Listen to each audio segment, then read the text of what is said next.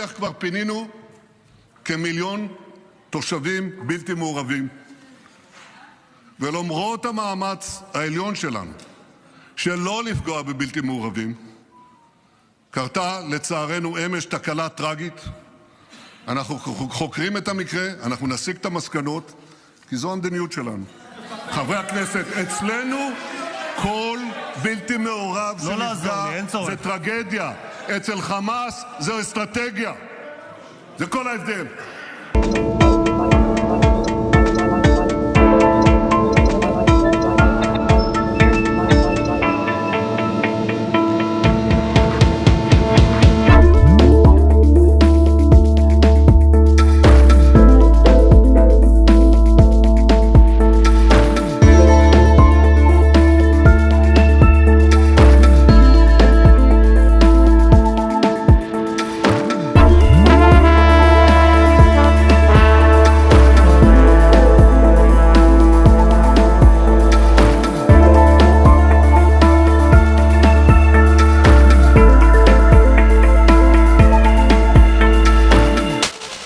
והבטחתי להם שאני לא ארפה מן המאמץ להשאיר את כולם הביתה, את החיים ואת החללים, עד האחרון שבהם. אני אמשיך להילחם עד שנניף את דגל הניצחון.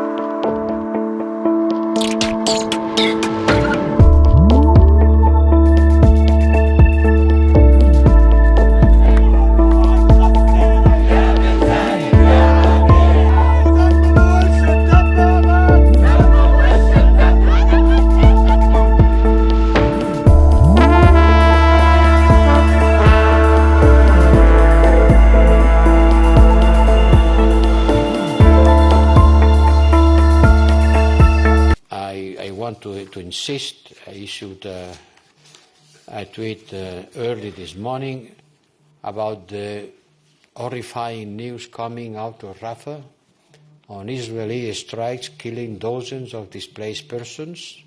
The last figure seems to be around 40 people, including small children, being burned. I condemn this in the stronger terms. It proves that there is no safe place in Gaza.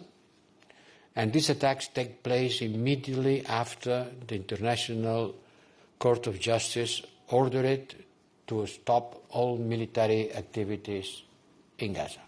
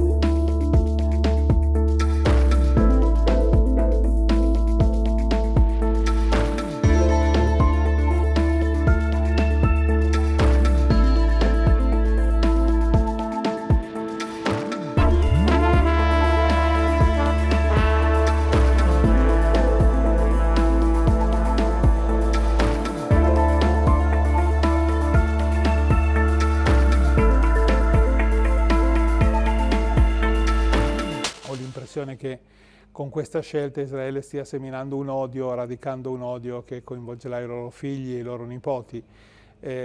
Avrei preferito una scelta diversa, ripeto, pur capendo tutte e condividendo le ragioni che hanno portato alla reazione dopo la strage vergognosa fatta e il rapimento degli ostaggi fatti da Hamas. Ma Hamas è un conto, il popolo palestinese è un altro, dovevano discernere.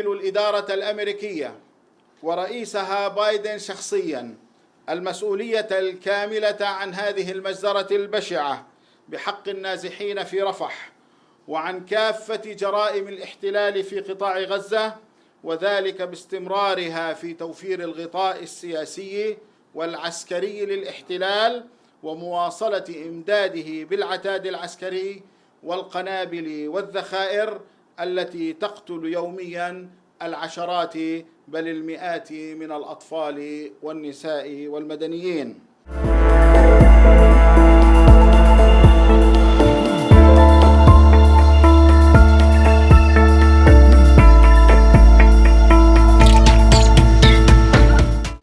يعد توقيت تنفيذ هذه المجازر خلال اليومين الماضيين إعلان تحد من قبل حكومة المجرم نتنياهو الصهيونازية لقرارات محكمة العدل الدولية، والتي أمرت بوقف العملية العسكرية في مدينة رفح، مما يضع العالم والمجتمع الدولي أمام مسؤولية تاريخية جسيمة لوضع حد لهذه الغطرسة الصهيونية ووقف عدوان هذا الكيان المارق.